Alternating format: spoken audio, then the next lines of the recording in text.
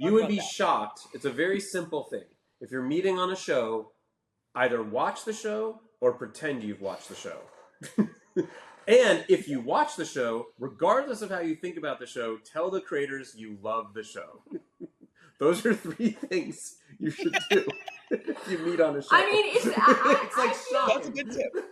We've had people come to the show that clearly never watch the show or seem pretty lukewarm. Totally fine, but you're not going to get hired on it. Welcome to Third and Fairfax, the official podcast of the Writers Guild of America West. I'm your host, Brian Gary.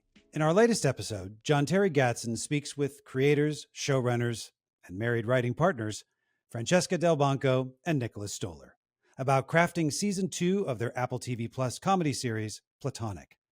They also talk about tips for pitching, what they look for when staffing writers' rooms, and much more. Listen and subscribe to Third and Fairfax on Spotify, Apple, or Libsyn, and watch us on the Writers Guild of America West's YouTube channel. And now, here's Jonterri in conversation with Francesca and Nick.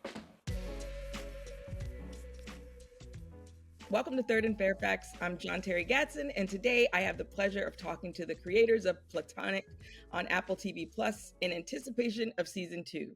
So welcome fellow Writers Guild members Francesca Delbanco and Nicholas Stoller. Thank you so much for having us. Thanks for having us. We're excited to be here. I'm very excited. I've watched both seasons. I got the lucky advanced screening of season 2, which I love.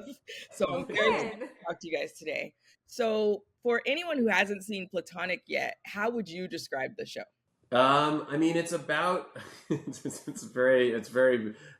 kind of in the title. It's about an old platonic friendship between Seth Rose and Rose Byrne, the characters. Seth Rose. Between Seth Rogen and Rose Byrne, and kind of how you maintain a platonic friendship in our adult lives. That's really what it's at its core. Yeah, absolutely. And it's a lot of fun. Like, it's like no doubt a comedy. You know, some shows like walk the line. Like, yeah. This is a hard No, one. we don't walk the line. Yeah, no. Yes. It is a straight up old school comedy with like people walking through glass doors and stuff like that. Yes. But it also attempts to be sort of like sociologically honest and believable and about real people who are facing real challenges in midlife, marriage questions, dating questions, family questions, career questions, like the serious stuff of life, but with a lot of laughter. We wanted to try a thing where when you watched a comedy, you're laughing. Yes. That was like a thing. Radical. We thought, well, radical idea for this. You definitely pulled it off. And yeah, there's different levels of comedy. Yes, yeah. And so where did the concept of the show come from? From your own platonic friendships, or how did that come about? It was Francesca's idea. Yeah, it was my idea for a show, and it was kind of based on experiences I'd had in my own life of having really close friendships with men over the years of my life, and kind of feeling that increasingly as I got older and I looked around rooms where I was hanging out and at dinners and kinds of events, that I was more and more surrounded by women, and that somehow a kind of invisible line between the sexes is drawn as you get older and older, where you know, if you go to like a school event, dads are talking to dads and moms are talking to moms. Or if you go to a dinner party, women are all standing around and drinking their glasses of wine and talking to each other about whatever they're going through, and men are doing it on the opposite side of the room. And it was sort of like there was no exact one moment where I came to this conclusion, but it was sort of, I experienced it as a sort of creep in a way, where more and more I sort of thought to myself, like, what really happened to all of these like wonderful guy friends who used to be a big part of my life? In many cases, I was very close to their wives now, and loved that aspect of my friendship with their wives, but also sort of missed the friendships I'd had with husbands, and felt like I was not, sort of wondered if I was imagining things, and then started talking about it with Nick, and he was like, you're not imagining things. This is kind of the way society is structured, once people, there's like a sort of magical time in your teens and 20s where you have friends who are any kind of person. And then as you get married and have children and kind of begin to be like a respectable adult person, whatever that means, it kind of changes. And it had happened to me without even realizing it. And we felt like that was an interesting thing to explore. And yeah, and I also have, from starting in high school and college, always had friends who were women. And, it was always an important part of my life, mainly because I don't care about sports at all. Like, I just don't care about sports at all. And that's not, there are women who care about sports, but you can always talk. I care about World Cup soccer. So once every 4 years, I have something to say to every man. And that's it. That's the only time. And so, but seriously though, I think it was something that I had noticed as well to a lesser extent. And those friendships are different and important, and it's weird that it's weird and puritanical that they slowly disappear. So. Yeah, I think what's especially weird is the way you described, like, you come in, you're friends with, like, say, Francesca, you're friends with a man, and then suddenly you get swapped to being friends with his wife. Yes. Yeah. And it's not necessarily like, I feel that sometimes when I say this, it sounds like a knock against a wife. It isn't at all. Many of my actual closest friends in the world are the wives of my old friends. So I don't know where I would be without them, but there is a way in which somehow it eclipses my friendship with their husbands, or somehow that becomes something like we often socialize. Nick and I do in groups or in couples, and we'll be there with someone who was originally my guy friend and someone who he married, and vice versa. And I'll be talking to his wife and Nick will be talking to my friend. And it just feels perfectly normal to us, but I don't exactly know why it has to be that way. Yeah, exactly. So let's talk more about the stars of the show, Sylvia and Will, which I call middle-aged messes and love. I love, like, they are middle-aged messes. Like, that's what kind of bonds them together. For sure. Yeah, and so I love how you didn't shy away from the most challenging aspects of the adult platonic friendship, like across genders, how it affects their relationships with their partners and even their business relationships. And so I'd love to know more about how you developed the characters of Sylvia and Will. Yeah, I mean, we wanted, that the kind of traditional comedy, like Odd Couple dynamic, where they're pretty. I mean, they're pretty different. Their lives are in very different places, is the way I would put it. And so, like, Rose's character her life is a bit more traditional. She's married. She has 3 kids. When the show starts in the first season, she's a mom. She's stopped working.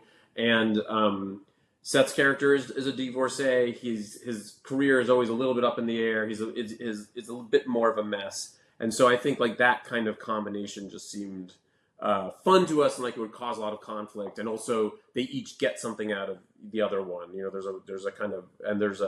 And so I think that was, and the show, in addition to being about, and you pointed this out, in addition to being about a platonic friendship, is about midlife. And so the 2 characters are each going through their own thing, and they're not necessarily being totally honest with themselves about what they're going through. And it takes the friend to point it out.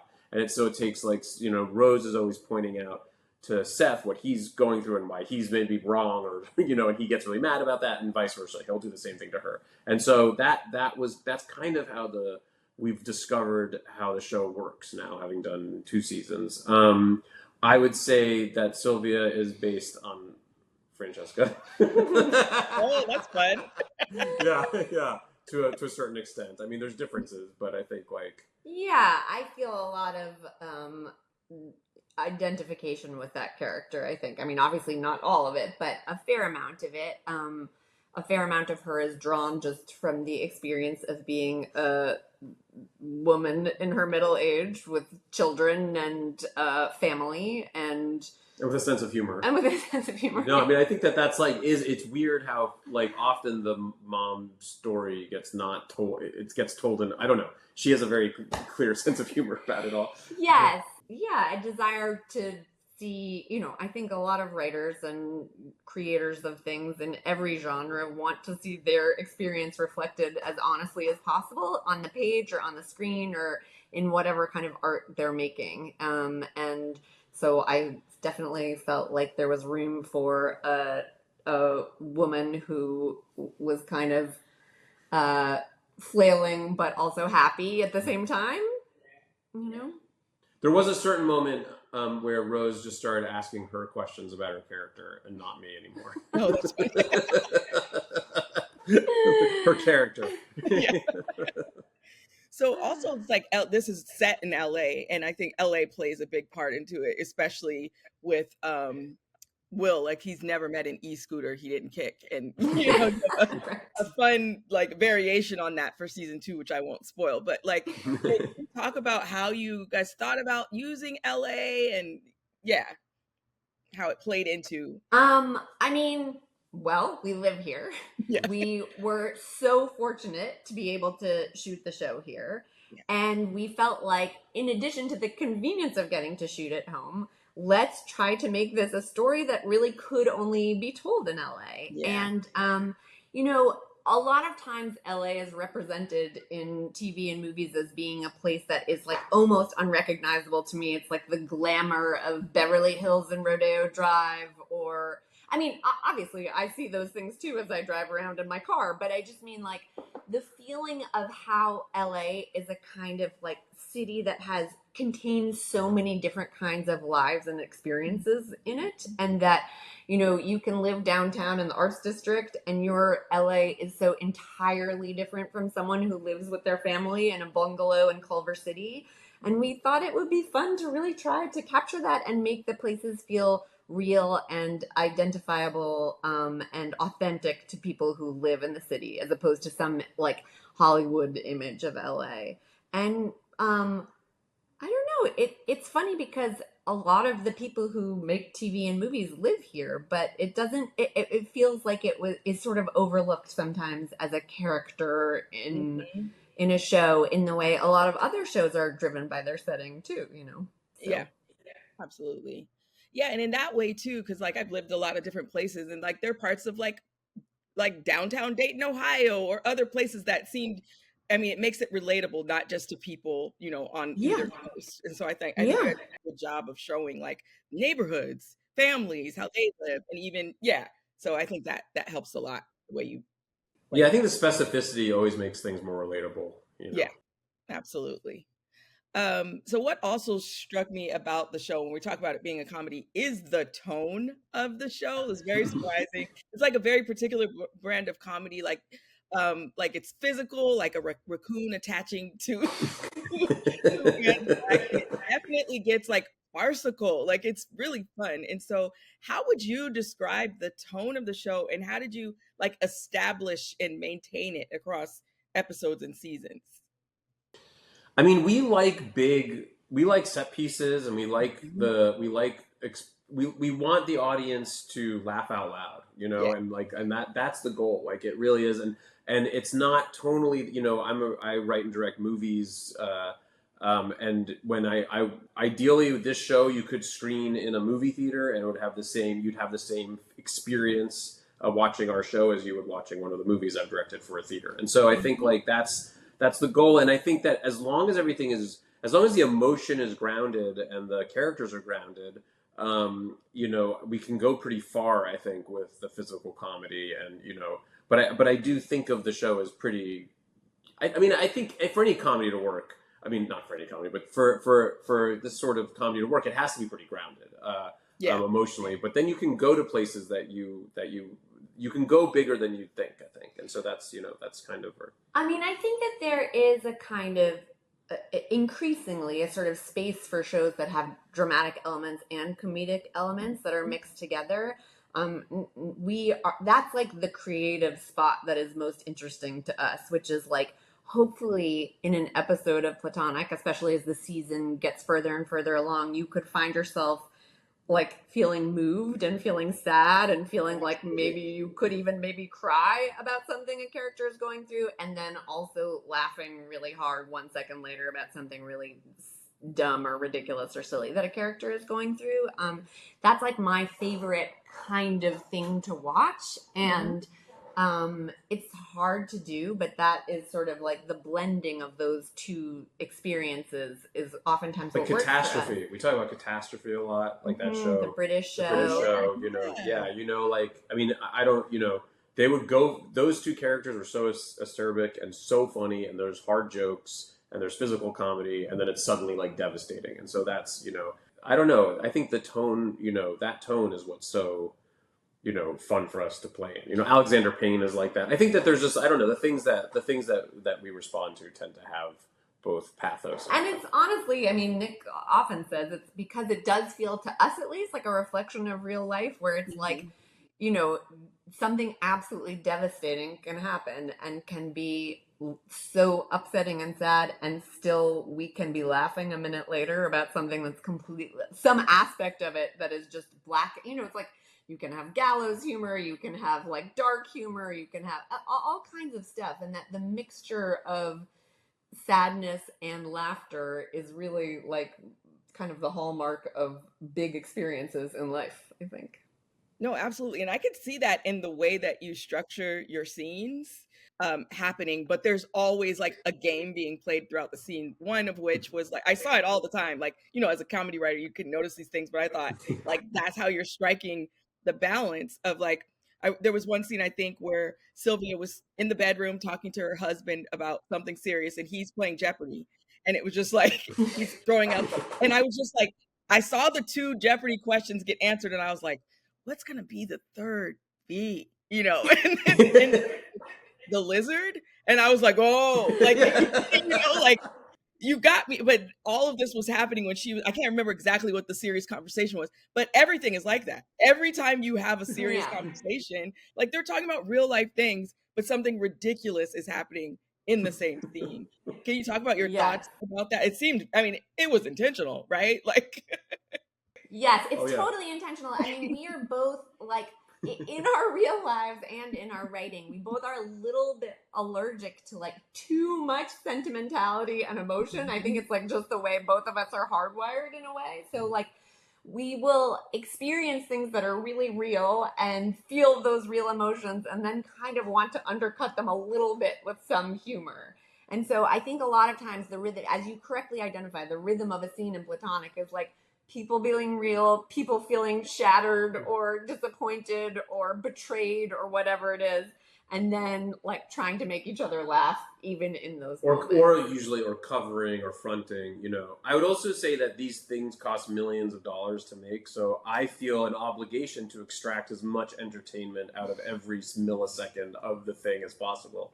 And so I think it reflects also what Francesca was saying, like our experience of life. Like I have never experienced a purely dramatic situation. Yeah. There's always life is weird. It's just weird. You don't. It's not to say that bad things happen. It's not terrible things happen. But it's often the terrible thing. It takes the shape of something strange and funny. And so I just think it's a more honest reflection of, like we're very rarely just having we're very rarely having an intense serious conversation. Usually one of us, because we're very busy, has to be doing something at the same time. Yeah. So that kind of is what the reflection was of that scene, Yeah, no, that's great. And I think, you do that a lot throughout in various ways. We really do. I mean, you're right. We lean on it a lot. As you said that, I was thinking of in season 1, it's like the garage collapses and oh my gosh. Sylvia and Charlie are having this heart-to-heart about like how their marriage has been impacted by Will and like why they haven't been treating each other well and what they miss in their marriage. And then the like raccoon strolls by that had caused the whole collapse. It's like, it's just like bringing it back to comedy is the desire. Yeah. Yeah, I love that. It's a lot. It makes it really, really fun to watch. Good. So that makes me wonder, like, how did you pitch the show then? Like, like, how did you prepare to pitch in general? And then just like, what was this particular pitching process like for you? And what do you think sold it? I mean, Francesca thought of this idea, then she and I started kind of coming up with what the show would be, and what those 2 characters would be in the story. And then we wanted to go to Roseburn right away for Sylvia. I worked with her on Neighbors and Neighbors 2, and she's like, and now I'm getting to the Greek, and she's like one of the funniest humans, if not the funniest person alive. She's so funny, and she's a deep thinker about this stuff. So we pitched it to her, and she has a lot of Platonic friends, and like really connected to the idea. And we said to her, "Who would you want to be in the show opposite you?" And she immediately said Seth. And so then we called Seth, and it was a very fast. They love working together.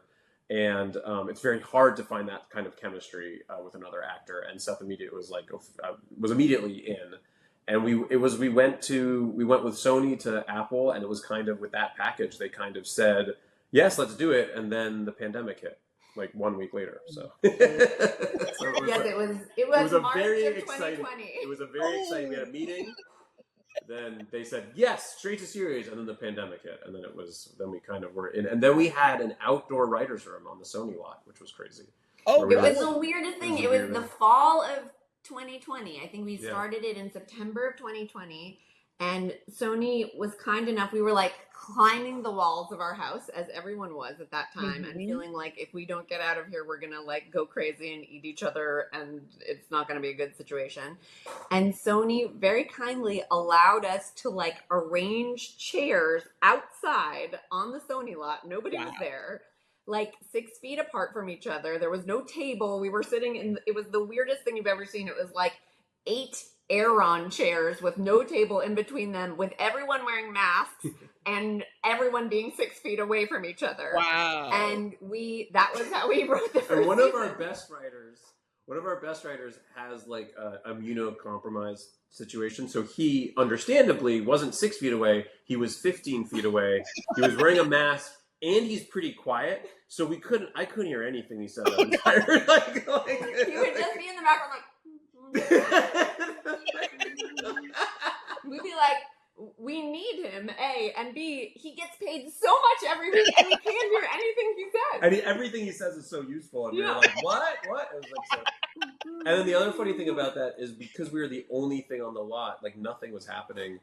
Tony V, the head of Sony, the head of all of Sony, had nothing to do. So he walked up to the writer's room and kind of just hung out. I mean, this is someone who is like floating high above everything else, and like hung out one day and started like pitched some stuff.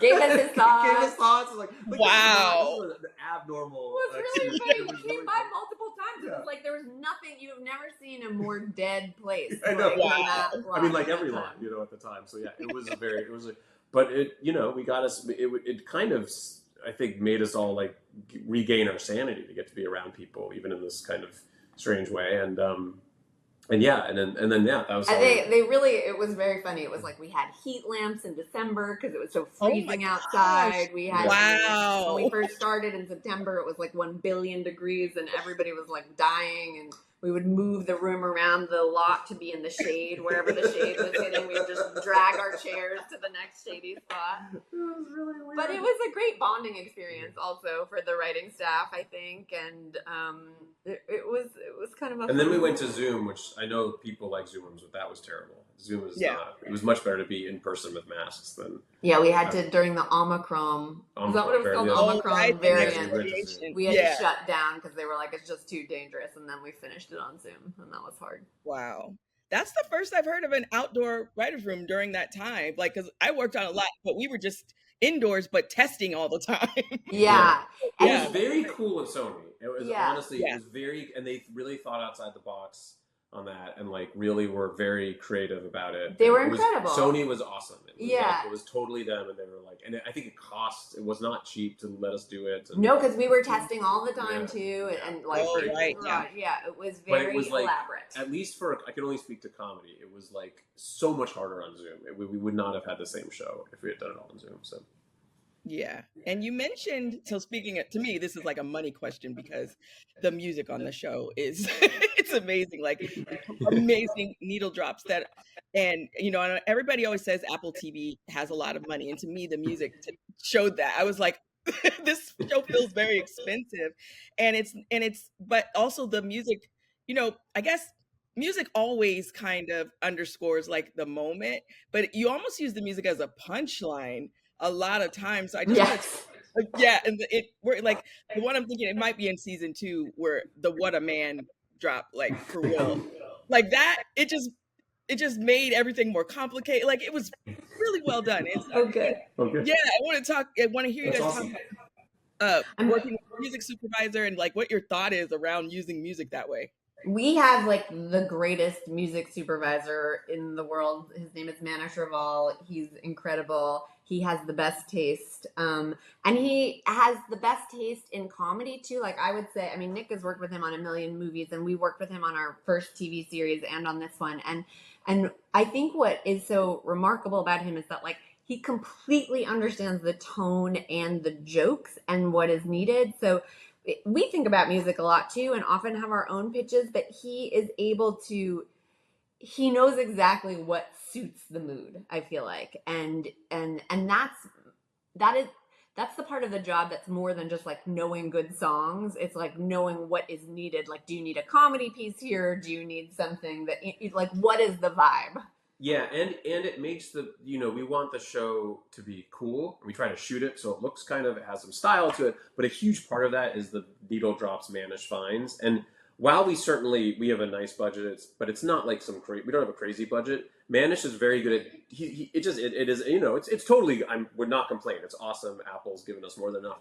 But Manish is very good at music budgets, and he's very good at making deals, and he's very good, and we're also, I think, good at this of kind of horse trading, like, not every needle drop's going to be a Beastie Boys song. You're going to get one Beastie Boys song, but you'd be surprised, like what, a lot of the kind of cool music that's in the show that I've actually fallen in love with. A lot of these artists are not famous bands, and you can get a lot of that stuff for not that much. And then you have your one big needle drop, and then sometimes those needle drops are not that expensive. It's totally random. So and he's very good at kind of navigating that, and is an integral part of the show, and of the creative part of the show. For sure, and is sitting with us in post, like basically from the first day we get in there. He's very present because the music is, you're right. I mean, no one has ever asked us about it before, but I think it is one of the most important elements of making the show feel the way it does. Like, you could imagine a totally different sound that would make the show feel a lot more sitcom-y than it does, I think. Yeah. And we really liked the show to try to feel as cool as a show could about people who are in their 40s. Yeah. Manish helps us with that. Yeah, no, that's great. And I think what you said was interesting. Something I hadn't considered was like having a music supervisor who also is into comedy, who's also familiar with comedy. Like, there is a sensibility that goes along with that. So that's really For sure. And so you mentioned the writer's room. Can you talk about how you selected the writers? Because when I looked, it seemed like there were some that you worked with on friends from college. And so how did the setting up the writer's room go? I mean, we're very lazy. They're kind of our oldest friends. It's a very lazy process. It's really our oldest friends, and I mean, they're also great writers. It's, some of whom we've, like one of whom is someone I've known since college. One of whom is someone, I've known since like almost the minute I moved to LA. Yeah, we have a writer in there who has been a friend of mine since we were teenagers. In college, yeah. So it's like, it's very. And to be honest, he is one of my oldest male platonic friends. Yeah. My very first friend from college. Makes sense. Yeah. Yeah. So it's, we have kind of old connections with our writers. I would say, but they're also really good writers in their own right. And then we have younger writers who are new to us, like people who, we had a writer this season who was an assistant on the show in the first season. He was the writer's assistant, and it was an amazing writer's assistant, and also pitched elements in season 1 that ended up in like story elements and jokes that ended up in season 1. And so he came back in season 2 as a staff writer and contributed, again, story elements and jokes to the season. And so we are always mindful of trying to help writers get make the jump from writer's assistant to staff writer. We've done it on a lot of seasons of TV. And we have also taken, recommendations, word of mouth from people who've worked with people who are great and say, oh, you have to meet this writer. She would be an amazing addition, etc. And the sample is always a huge part of it too. Like having a really good sample. What's a good sample to you? What makes a sample good to you? I mean, it has to be something that makes us laugh out loud. I think the world of samples has moved, not even recently, but for the past probably decade, away from like proper spec scripts to scripts like just a pilot that someone would have written, like a spec pilot, or it could be a comedy piece, you know, it could be like a shouts and murmurs kind of piece or that kind of thing. But something that has a strong tone, you know, something that has a strong tone and that is laugh out loud fun, that has jokes or has a tone that is laugh out loud funny. I think that there are other shows that I'm sure this would work for, but there's certainly plenty of scripts floating around that are more dramatic, and that's not. I don't know how to judge that, you know, for what we're trying to do. And so I think that is another piece of the puzzle. Nice. And then I also wondered, I guess, kind of back to like the pitch aspect. How does the show differ? Oh, and then the meeting. Sorry, that's the last piece. Oh, the meeting. Having Oh, yeah, a meeting. please, let's talk You would about be that. shocked. It's a very simple thing. If you're meeting on a show, either watch the show or pretend you've watched the show. And if you watch the show, regardless of how you think about the show, tell the creators you love the show. Those are 3 things you should do if you meet on a show. I mean, it's like shocking. That's a good tip. We've had people come to the show that clearly never watch the show or seem pretty lukewarm. Totally fine, but you're not going to get hired on it. I know. I feel like it's an embarrassing thing to cop to because it reveals how fragile our egos are. Oh no, I'm not fragile at all. It's literally like if you don't like the show, you're not going to be able to write it. Yeah. Like I don't care. There's plenty of people there's plenty of things that lots of people like. I don't like. I don't care. It's actually not. But you won't know how to do it if you don't love it. Yeah, Yes. or I mean, the same thing we tell our high school age daughter when she's applying for a summer job is just like act enthusiastic.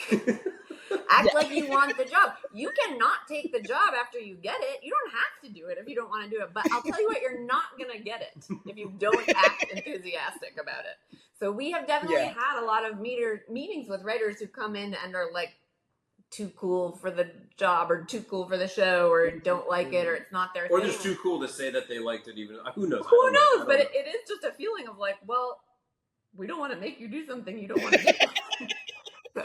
I had a funny experience when I was first starting on the business where I met on this really terrible show. It was like this Howard Stern animated series. This is so long ago. And the creator wanted me to watch the pilot. So I sat down, I watched the pilot. It was terrible. I laughed, forced myself to laugh through the pilot. He was sitting behind me. And then afterwards, he was sitting in the room. So I laughed at the bad pilot. And then it ended and he was like, it's so funny. It's so interesting. You're the first person who gets the show. And I was like, what? It's so good. And that show, he was going to hire me. The show ended up not going, but he was going to hire me. I was like, I mean, it's like... Yeah. I got this extension on Chrome where you can speed up. Like, so if like I'm watching a show that's had like 6 seasons, I'm like watching it in 2 times speed. So smart. That's really smart. So smart. That's really smart. Yeah, that's really smart. Yeah. I mean, a show that's had 6 seasons, it's real hard to go into a meeting and have watched every single episode of all 6 seasons. I feel like that might be a little bit different, but like... Just pretend you have. Yeah. You don't have to. Yeah. It's fine. Exactly. It's totally fine. As long as you got a little bit... You're not going to be quizzed. It's a very low bar we're talking about. We're not talking about like, what did you think? It's just like, just come in, say how much you love it. It doesn't matter if it doesn't... If you want the job. If you don't want the job, I don't know why. No, that's a good tip. Like, listen up, writers. Anybody listening? I know. It seems very obvious to us, but it's surprising. Not one, but a number of writers we've met with were like, what was that? All right. So season 1, that was, I guess, written back in the pandemic. So there was a lot of time between season 1 and season 2. And what I found interesting was season 1 ended as if, and you probably didn't, but season 1 ended as if you had no idea you would get a season 2. Like it wrapped it could have ended right there. Right. So I wonder, it's like, what was that like to then open it back up to do season 2? What was the challenging? Like, Not good. The truth is that we set this show up when we pitched it to Apple as an anthology series. So our original concept for it was going to follow a different set of platonic friends every season and a different kind of like a work friendship, a historical period friendship, all this kind of stuff. Because we had approached Rose and Seth about doing a season of TV with us. And got it. we had in a very kind of like mercenary way, been worried that if we said to them, do you guys want to do a TV series? They would both be like, absolutely not. We do not want to commit to something that we have to do again and again and again, but we'll commit to one season of it. So we set it up as an anthology. We wrote it like this was Rose and Seth's season of the show. And it was a kind of complete standalone series. And then about halfway through the shoot, I mean, obviously it was like a dream for us to have them be in the show, and it was all we had ever wanted. And it seemed like they were having a pretty good time making it. And we sort of said, like, would you guys ever do another season of this? And they both, to our delight, and we are so grateful, said that they would. So we had already written the season when we found out that they would come back to it, and that the show wasn't the original. Like, we didn't have to end it there. Nice. And it was the best thing that ever happened to us, but it definitely made for a challenging start to writing season 2, because we had not written season 1 with like a big cliffhanger and an idea for a next season. And so that made the writer's room really hard in the early days of it, kind of undoing what we had tied up in a neat little bow. But we have now changed course, and season 2 ends with kind of a cliffhanger and a premise for a future season if we are lucky enough to get one. And now we think of this as a show for these 2 characters only, and that it will live for as long as it can live with these 2, and that'll be it. Nice. Yeah, I really wondered about that when I started to see. I was like, what are they gonna do? But yeah, you obviously did it. So did we. We felt the same way. Yeah, it was hard. It was challenging. The room it was hard to figure that out. And now I think we've set ourselves up, if we're lucky enough to get a 3rd season, to be able to tell. It will be hopefully be easier to crack a 3rd season than it was. Oh yeah, I, as someone who's finished it, I'm anticipating. I can guess. Yeah. You can see where it could go. But Exactly. I find the challenge of not knowing what to do makes you go to weird places, and that you end up with a story that is more unexpected, I think. And so I'm actually I'm very proud of our 2nd season. I think we've figured something out that forcing ourselves to go on this, accidentally forcing ourselves to do this exercise, created a lot of weird, unique storytelling that I think is unexpected. Something else that was different about season 2 than season 1 was like they're both like bingeable, right? But season 2 was highly bingeable in the way that That's awesome. Well, the first half of the season, it felt like every episode ended, like the next episode began right where the last one ended. So you literally, it was like one large movie for like maybe the first 5 or 6 episodes. And I'm like, I don't remember season 1 being like that. So can you talk about the way that you structured, season 2 that way? If that was a thing, if I'm right. Yeah, I mean, we really ground it. The plot is what we spend most of our writer's room on, and like we're both really get annoyed when we're watching a TV show or a movie and it's boring. Like that is the thing that annoys me more than anything. Like it's just like that. The goal that's failing at its very basic thing, which is to entertain you. And I think most things are boring because there's not enough plot. There are certain shows that could just be edited, be a little shorter. But I think most of the time, and so we're really grinding on the plot. I think, the first season was a premise season, and so it was like, will these 2 people become friends again? And it's a little bit schmuck bait. They have to. The show's called Platonic. They're going to become friends again. The 2nd season, it starts, and it's really, it's Rose helping Seth get out of this marriage that isn't, or it's whatever. It's. I don't want to ruin anything, but it's basically, I think it's less of about their friendship, and it's more about some personal stuff that plays out in some fun ways. That's surprising. Yeah, we just are dying to make more of the show.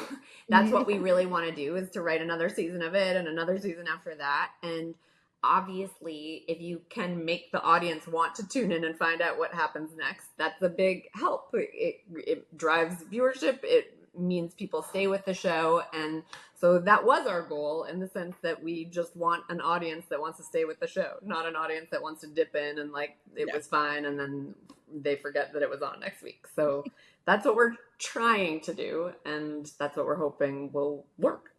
Yeah, nice. Yeah, that just felt unique to me in that first half of season 2, where it was like the episode picked up right where the last one left off, it was a fun binging experience because of that.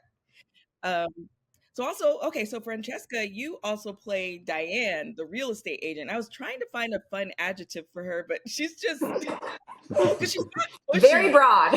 Yeah. A very broad character. Yeah, she's a fun character. So can you just talk about like how does your role as an actress like affect how you showrun or are in the writer's room and breaking stories, including your character?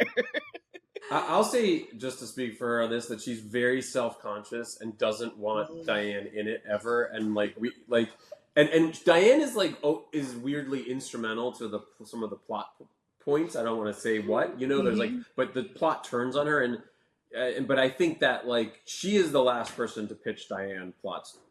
Everyone else does. She doesn't want. She's like I don't want to. I mean, I have always done tiny little bit parts in Nick's movies on a lark. It's so much fun. I love being in TV shows and movies just for the fun of it, and I also always love. I mean, obviously, beginning with The Office, I think it's so great when real people who aren't actors are cast in TV. I think it gives it a whole layer of real life that is totally works for me every time. And we do it a lot in Platonic, not just with me. We have a lot of friends and people we know and jumping in and put our babysitter. We were just throwing people into the show to make it feel real and authentic. And Diane is one of those characters. And I am very self-conscious about it because when I'm acting in a scene with Rose or Seth, I never want to imagine that they're oh my God, why are we having to entertain this woman's weird acting ambitions? I don't have them.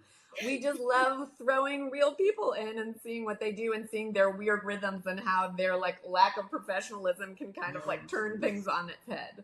And I would say Diane is one of those characters, and the writers on the show love to completely embarrass me by pitching insane, humiliating things that the character of Diane would have to do. And I won't go into it, but it is one of those recurring jokes in the room that always makes everybody laugh. Similar for you, Nick, you directed the majority of the episodes. And so how, I imagine there's an advantage to having been in the writer's room when you go to direct. How do you balance the directing versus show running, writing? Well, in the second season, we actually split directing duties. I directed 5 and she directed 5. So, in the first season, I directed 7 and she directed 3. So it's very, but it even in the first, in both seasons, it feels very co-directed. I mean, we don't co-direct, whoever's directing is directing, but it's very much I'll be shooting the scene and I'll turn to Francesca between takes and, just be anything? Is there anything else? Is there anything, there's a constant conversation we're having behind the monitors. And and vice versa.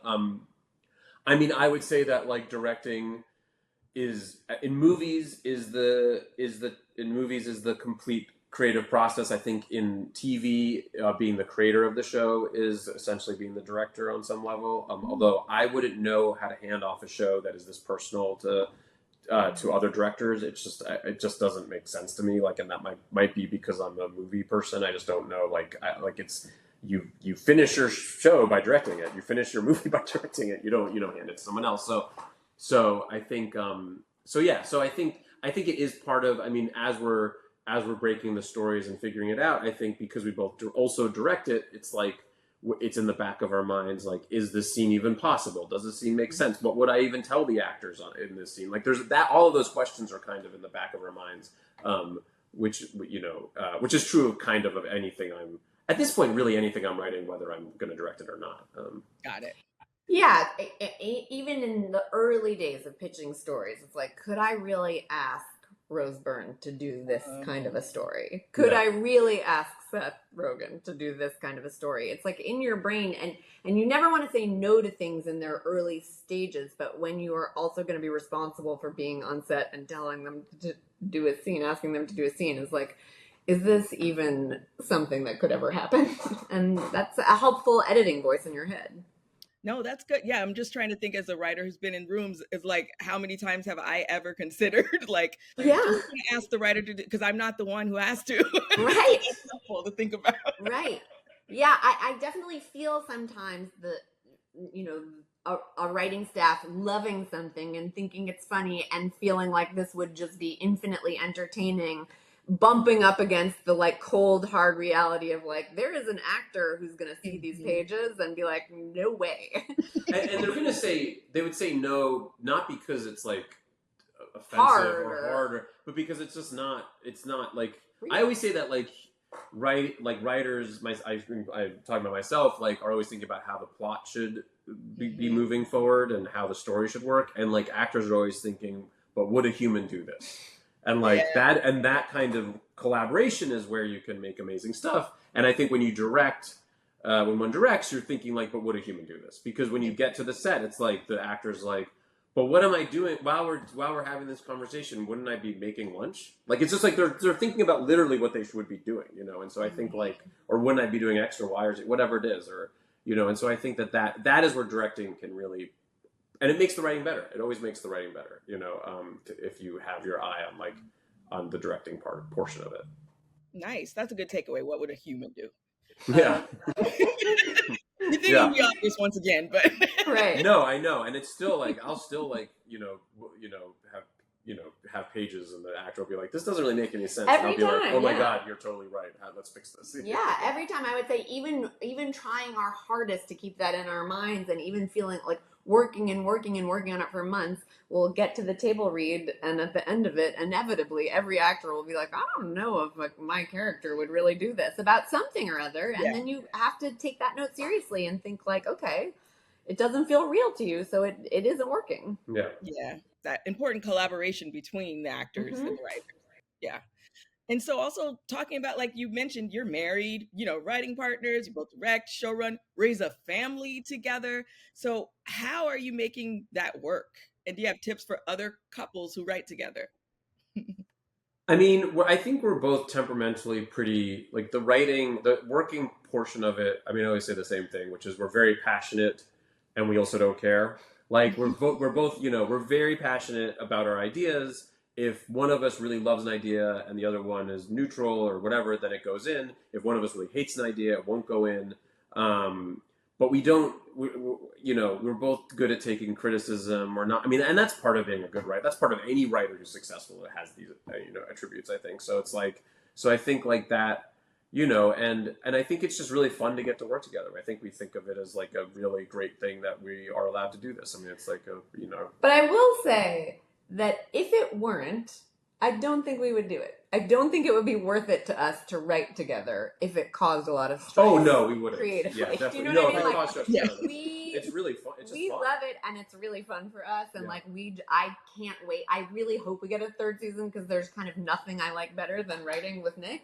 Oh. But I think that if we had, sometimes people collaborate by like butting heads and disagreeing and kind of like standing up for their viewpoint, and some collaborations work like that. There's every kind, and I think like we wouldn't do that for the sake of our marriage if that's how it had to be for us to get our work done.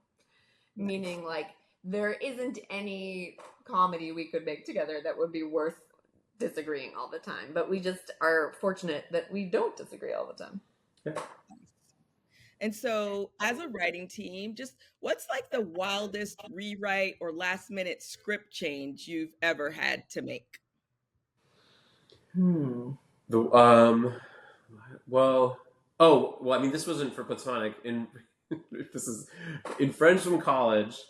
The characters have a play that they did in college that was all about Monica Lewinsky, and they were rehearsing the play before they're going to do it, like they're basically the characters are rehearsing this play and they're going to do it for their friend's birthday. They're like reprising this old college joke at a dinner at a friend's birthday party. Yeah, they're going to remount their play from college that they did. That's about Bill Clinton and Hillary Clinton and Monica Lewinsky. Right, and so we shot it. And it was funny, and we had like Keegan-Michael Key, who's brilliant at doing all these impressions. This is 2016. This is 2016, and then Trump won the election. And then we were like, it is weird to do this and not mention Trump in the scene. And so then we reshot the scene and had Keegan-Michael Key do a Trump impression and start to do a Trump, and he started to criticize the play they were doing because he was like, we're not, and so that's one of the funniest / most depressing, Not to get political, rewrites we've had to do, but I think that was. I'll also say that we find it like we are because Nick and I direct every episode of the season. We work in a slightly different way than I think most traditional writers' rooms do, where we write the whole season before we start the shoot. We're not writing and shooting simultaneously because we just physically couldn't do it. So it almost works more like a movie process where we have our 10 scripts, then we go into pre-production and prep it all, and then we start shooting. And in both seasons, some crucial element of the script just hasn't really worked for us or for the actors once production has started. And it is very stressful because, I mean, every writer feels this way when you're in production and you're under deadline, but it's really stressful to be directing and writing at the same time. And because the show is so serialized, it's like, if it's not working, it's very hard. And we had in season 1 an episode collapse where it was like the premise of it was something that during production that Seth in particular had thought was kind of a bogus premise for it. She was right, and he was correct, but we had sort of clung to it because we had written it and we thought it was funny and we liked it, and it was slotted in. We clung to it because we had run out of time, and we had run out of time, and we were shooting it. We were shooting the season, and he was like, "This doesn't make any sense." He called us into his trailer and said it doesn't make any sense, and he was right. And it was very scary to be rewriting on the fly when the shoot was already happening. And because, I mean, it's too boring, but we crossboard a lot of it because we shoot it in blocks. And we were like, so we couldn't throw away an episode and write an entirely new episode because that episode, I believe it was episode 9, like fed directly into things we'd already set up for episode 10. So it was like a very precise form of surgery where we had to take out a piece that wasn't working and but fill Seth's it with also a brilliant writer, so he and a producer, so he said, he was like, I know this is a nightmare what I'm telling you, I know that. So he wasn't like, just deal with it. Yeah. So he sat with us and figured it out with us, and he was correct. What we were doing was just, it didn't make sense, and he was right, and this was and he helped us kind of re-crack the story, and then we kind of got with our writers, and whoever wasn't directing at the time would work with the writers on figuring it out. And we also had certain sets built that we kind of backed into, and that episode weirdly ended up being one of the funniest episodes in the season. So it's like, it's the episode where in the first season, it's the episode where they have that slumber party and the ADU collapses. Yes. And that was not the original premise of it at all. And we love that episode now, but we wrote that episode while we were filming other episodes, and it was very scary. Yeah. I mean, I'm a little more, because of improv and because of the amount of stuff that I've shot, and like because certain things just don't work, I don't have a total discomfort with the chaos of that, but we don't want it to suck. We want it to be good, and it would be very hard to write while shooting, just given the way we do it. And that was a little bit of that, but we did have time to figure it out. I don't remember the second season what we had. There wasn't anything that big. Nothing that big. Yeah, that was like, and that was also like, we had figured out the tone of the show and what worked and what didn't. So and that's not to say if we were lucky enough to get a third season, this wouldn't happen. But it was part of that learning process. You have to figure out. And I think the second season was a bit smoother, even though we had to blow up the beginning of even though we had to blow up the end to make it make sense. It was the second season was just smoother because you kind of know the tone of your show in the second season. Yeah, thank you for being able to share all of this. This is great. So I'm wondering, what's one piece of advice you wish you had received when you were first starting out that you can share? I mean, I have there's 2 writing things I've learned over these many years. This isn't really career advice as it is writing advice. One was many, many years ago, I asked Nora Ephron to have drinks with me, and I asked her writing advice, which was an incredible experience. And she said Mike Nichols had told her this process by which you take this is for movies, so it's not as helpful for TV, but you take your movie and you split it into 8 chapters and versus three acts, and that is really useful. And in each chapter, the plot has to totally turn and change, and so it's a very useful way of breaking up your movie. It's 2 chapters for the first act, 4 chapters for the second act, 2 chapters for the third act. That is something that has completely changed the way I approached writing, and I think that was very useful. And then the other thing I've learned is that every movie and TV show are characters talking about what just happened, what's currently happening, or what's going to happen. I don't care what you're making. I don't know, you can be making the smallest, weirdest indie. You could be making a horror movie. You could be making, but if you just watch anything, and that's what they are. Thank you. I would say that I went to graduate school for fiction writing, and that was kind of my like professional training and the first big piece of I mean, I worked as a journalist and I worked in women's magazines and stuff, but my first real thing that I did by myself was write a novel. And that kind of writing has a very different set of requirements and a different way. It's just a totally different mode, and it has different ways. It's a different way to express yourself, and it has, because of that, different sort of structures you need to follow, etc. And oftentimes in the early days of me and Nick writing together, he would say to me, this is just like way too subtle and subtexty, and you have to say in your scenes what the theme and the point of the scene is. And it's just one of those things that I find myself like having to remember over and over again, because in a novel, that's not really what you do. You don't say in the chapter, like, the theme and point of this is da da da da. It's a much more, in a certain way, it's kind of maybe a more internal or subtle art form. And I don't mean that as better or worse, but I just mean that I feel that when I read scripts and when we read specs and stuff like that, it is like, it may seem obvious to writers because they're inside their material, what it is they're trying to say. But as a viewer, you like to know what your characters are trying to say, and that you can put it in, you can always strip it back, you can take it out in editing, you can take it out, you can try takes without it, but it helps you as a writer focus exactly what you're trying to say when you have your characters say it. No, absolutely. That's great advice. And it is hard because I think I looked up, I saw you did an MFA at University of Michigan, and that it is just a totally different type of writing. It is. And then we're all fellow writers and, brought together by the Writers Guild. And so I'm just wondering, what does being part of a union mean to you? I mean, I think the Writers Guild has just, fought for all of the rights and privileges that we have. I always think about that. I think that we are standing on the shoulders of so many writers who created a job that protects you and protects your salary and gives you health care. And it's just this amazing thing to get to be a part of. I think both, really practically. I mean, it's a very practical, it's a practical thing that has made our lives, anytime, I'm at the doctor or something emergency happens, I'm like, here's my Writers Guild card, and then just know it's, so I think it's just health insurance, it's holy, and it's a writing, like a lot of jobs in Hollywood, is an inherently freelance thing. And so to have something that kind of gives you this is a weird thing to say about a union, but a corporate structure where you have these things is very helpful.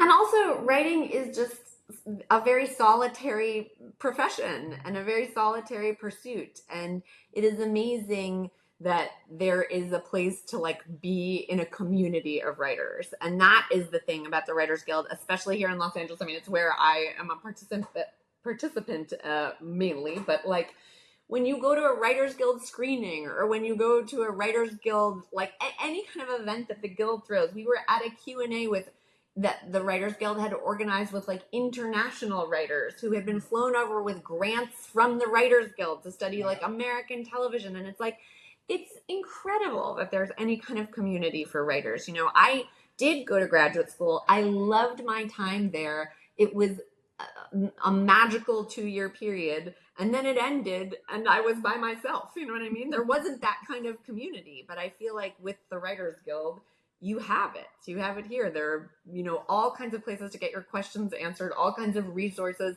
all kinds of ways to support other writers in their projects, and it's amazing. Agreed. All right, so now we just have a set of rapid fire questions that we're doing.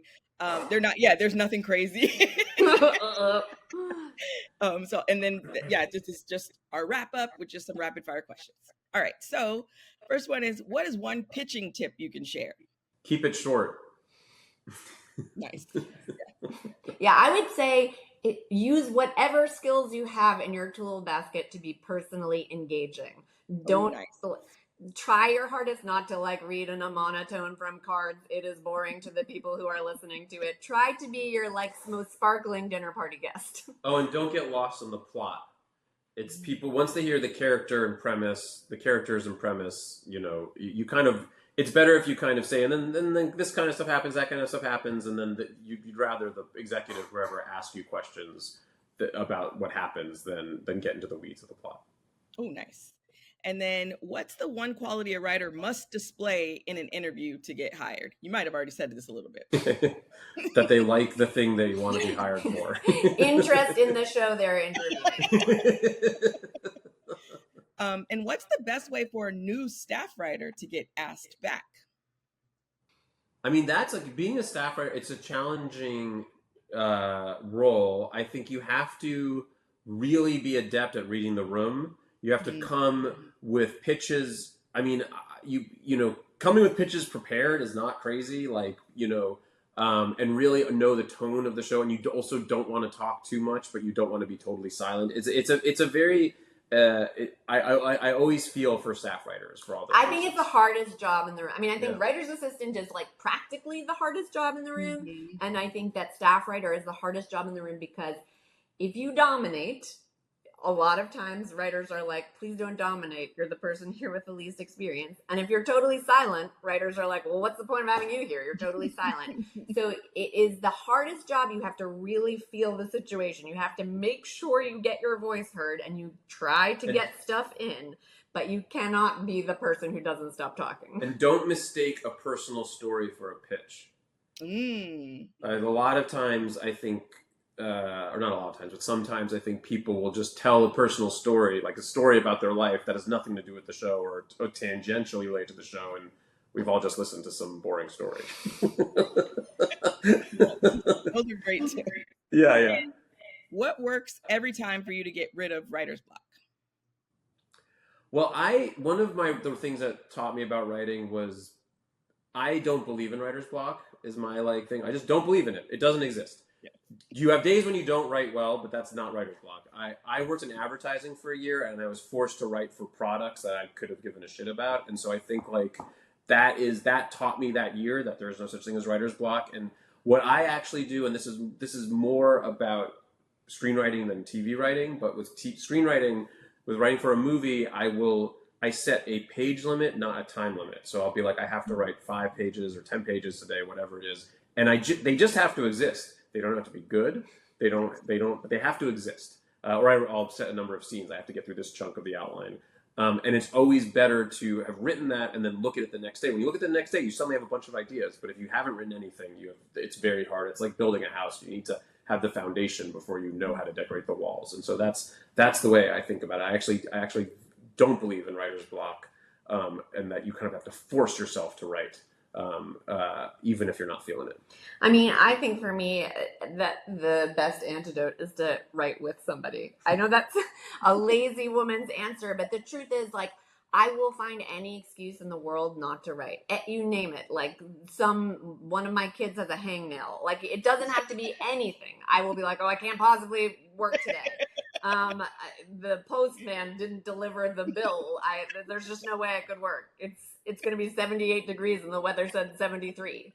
So I feel like writing with, I mean, I have the good fortune to write with somebody who's very disciplined about it. But like, if there's somebody else who's like, you guys said you would start working at 10 a.m., then it's going to happen. And that sometimes it's like the buddy system where it's like, oh, I cleared my desk to start working at 10 a.m. What do you mean you're not going to be working at 10 a.m.? And I think that a lot of times our dynamic works that way. We'll say we're start working at 10 a.m. and at 10 a.m. I'm still in the kitchen futzing with this or that thing. And Nick is upstairs waiting for me. And it's like, well, I don't want to do this, but I better do this. Right. It's easier to let yourself down than it is to let somebody else down. Right. When no one's looking, it's another day. You're not going to do it. But when somebody is looking, you got to do it. I set a lot of fake deadlines. That drives me, you know, and everyone writes differently. I would say one of the reasons we write well together is I write a lot of fast, crappy draft, like vomit drafts, where I'll write a draft.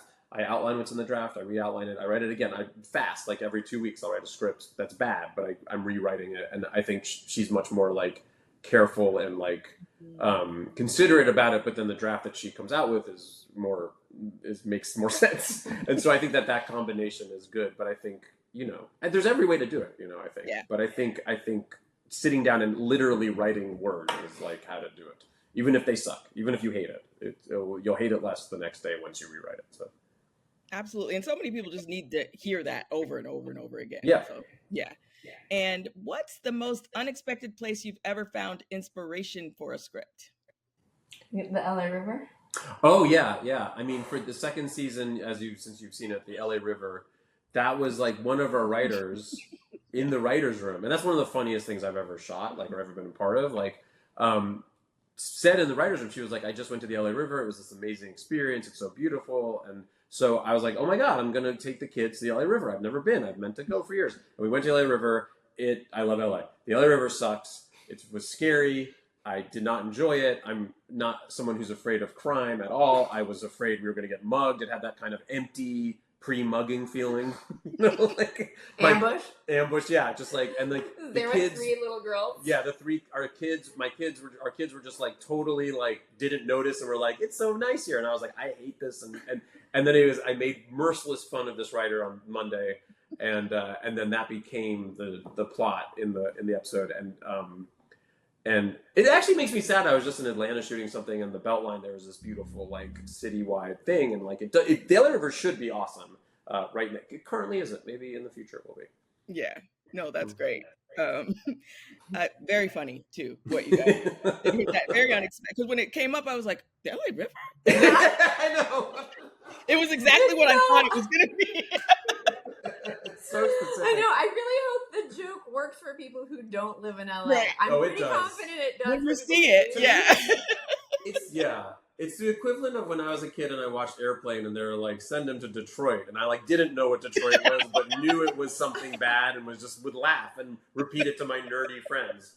Like, let's go to Detroit. Like, I don't know. And then 2 more questions. What's the worst note you've ever received on a script?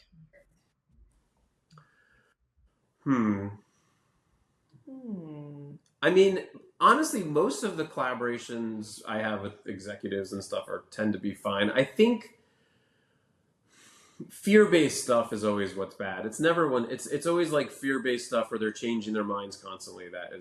And you start to realize that like they're scared of they're never going to greenlight the thing because they're just scared. And usually it has to do with something you're not even aware of. I'm sure a budgetary thing that I wouldn't even know about. But there's not. I mean, I feel like we're on this. We work with excellent executives. There's nothing on the 2 shows we've done together. Like Apple's awesome, Sony's awesome, but and not just. I mean, I feel like you don't hear writers say this enough. You can have relationships with smart executives who can make your scripts much better. Yeah. Like I always feel a sort of like default antagonistic posture when I get notes of like, oh, you're going to be wrong and I'm going to be right and you don't understand what I'm trying to do. That's like where my brain goes before I've even read one word of print. And oftentimes, like usually on this show, we get the notes and we're like, that's what I say, and then I like read them again, and I'm like, oh my God, they're right. Oh my God, it's like an editor. You always say right. It's like an editor. It's someone who isn't in the weeds with you. That's the real like beneficial nature of it. Yeah, someone who's like they're not attached. They weren't there when you had so much trouble thinking about it. They don't care. They can just tell you like, you know what? When we read this, we kind of felt like this character was being an asshole or whatever it is, and you're like, if you can step back from feeling personal about it. A lot of times it can really help. That is what we feel on this show. We're lucky. Yeah, both with Apple and Sony, they're cool. But yeah, there hasn't. I mean, I've had some experiences where it's just where the usually it's usually because they don't understand the project or something, or right. That it can be. But there isn't usually the a note that's so dumb or something. It's usually not that black and white in my experience. Got it. Yeah, I think there's so much value in just being able to take notes, which is hard. Like we're humans and our egos.